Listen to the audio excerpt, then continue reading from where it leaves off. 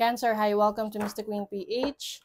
Titingnan natin, no, kung kumusta ka 1 year from now, from the time na mapanood mo ang reading na to dahil ito ay isang timeless reading. So, let's see 1 year from now for Cancer.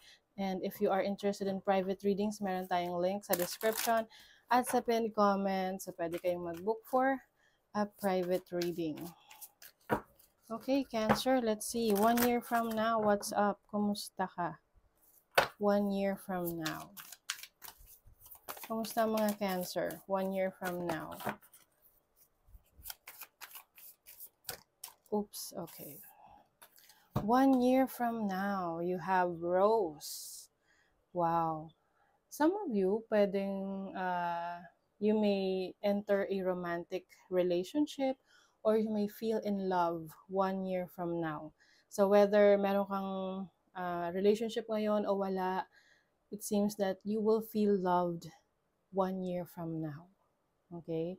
Yan.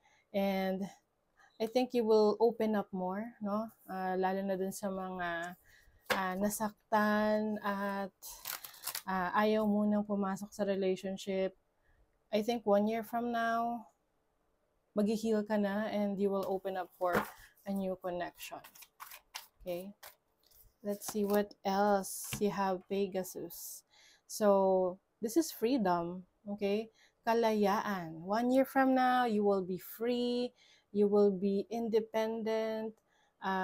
You will be doing the things that gusto mong gawin. No? Magagawa mo na yung mga bagay na gusto mong gawin.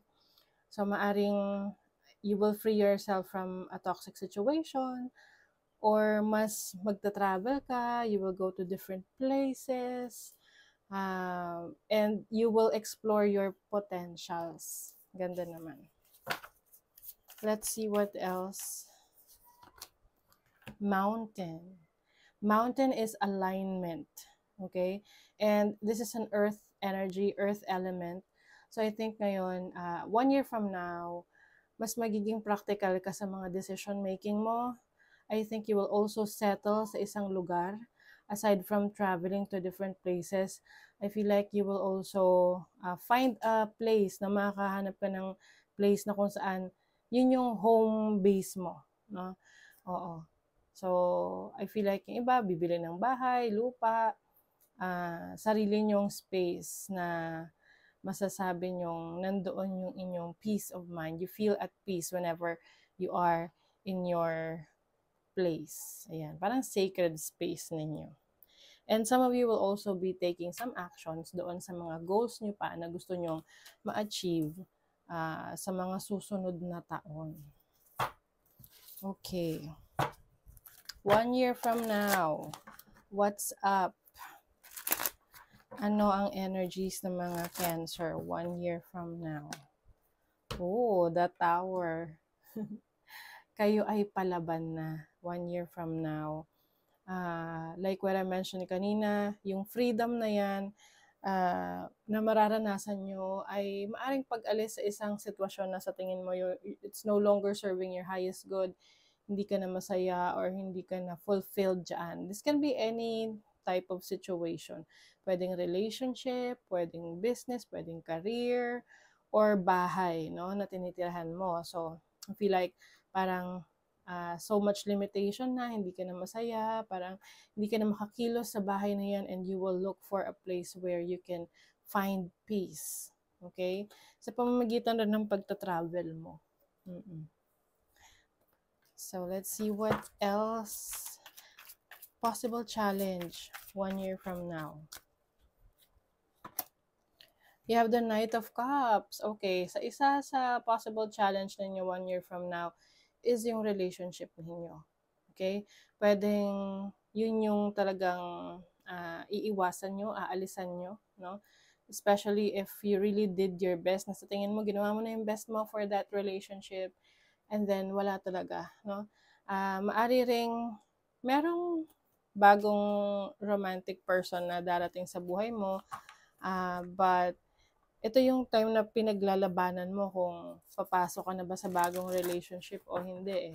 Especially kung nanggaling ka sa isang toxic connection. Okay? So let's see your opportunity. You have the King of Pentacles and the Strength card. Wow. So when it comes to your career, your business, your finances, going strong yan. So maaring 1 year from now, mas mataas na yung estado mo sa buhay. 1 year from now, maaring meron ka ng sarili mong negosyo. 1 year from now, maaring na-promote ka na sa trabaho. 1 year from now, financially stable ka na. You have the opportunity to make things come true to you. Okay? Let's see yung iyong blessing. What's the blessing 1 year from now? The Ace of Pentacles. Wow. 1 year from now, meron kang bagong pagkakaabalahan sa trabaho, sa negosyo, na magandang simula ito, no? Ng career, ng business.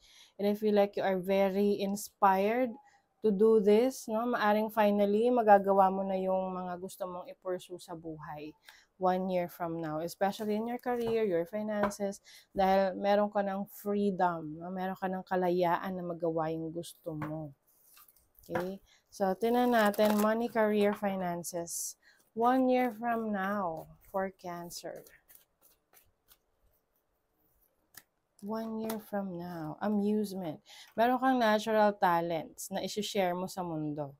Lalo na if you are into acting or entertainment, social media, content creation, anything na may kinalaman sa entertainment industry. Yan. Pwede ring public speaking. Meron ding resources na pwedeng ma-realize mo na meron ka pala nun at merong taong tutulong sa'yo to make things happen for you na ikaw pala ay may tinatagong talento, no? Na merong magme-mentor sa'yo, magko-coach sa'yo na, ito yung gawin mo para mas ma-explore mo pa yung abilities mo at mas mapapaganda mo yung iyong income. Okay? You have the Hanged Man, Pisces energy, and the Eight of Pentacles. I think 1 year from now, mas magiging masipag ka. Yung mga bagay na hindi mo binibigyan ng attention or parang sinasantabi mo, I think mas marirealize mo na yun pala yung dapat mong bigyan ng focus at attention and you're going to master that. So example, meron kang talents or skills sa singing, no, sa pagkanta. Pero maaring meron kang doubt sa sarili mo na parang, I don't think na susuportahan ako ng mga tao, I don't think ma-appreciate ako, things like that. So, 1 year from now, you will take action para i-improve yon. Kasi kapag confident ka, no, sa sarili mo, you can do anything, no? You can definitely express yourself and share your talents to the world. So, importante rin dyan is you are really taking action to make things happen. Okay, so yun naman love life and family 1 year from now for Cancer. Merong magsusorry. Someone is regretful about their action. So, baka itong taong iiwanan mo situation na alisan mo sa relationship, sa connection ninyo, magsisisi siya the moment na umalis ka na sa buhay niya. And you will also protect your energies. You will protect yourself. Magiging maingat ka sa pagpasok sa relationship. Although magiging open ka sa mga new connections, but when it comes to commitment, no, sisiguraduhin mo muna na seryoso yung taong pipiliin mo. Temperance, yes. So you are taking your time. Hindi ka nagmamadali. Dahil eventually, you will see and you will meet the person na tinadhana para sa'yo. Okay? 1 year from now. You have the Lovers. You will enter a serious relationship. Lalo na binigyan mo ng time yung sarili mo na kilalanin mo na tong taong to na hindi ka nagmamadali. Okay? So for the final message, 1 year from now for Cancer, dare to be the first, dare to be different. Wow! So, yun na nga, maglalakas loob ka na, no? Na gawin yung mga gusto mong gawin na hindi mo nagagawa before because you are in a limited space, you are in a limited situation. Maaring ano 'to, parang experimental ka rin 'no. Ito yung may pagka-scientist ka, inventor. So, maaring yung iba sa inyo if you are into science or, you are into technology, maaring meron kang mga maiimbento or you will set a trend 'no. Oo, ikaw mismo yung parang magse-set ng isang malaking trend 1 year from now. So, that is your reading, Cancer. Thank you so much. Bye.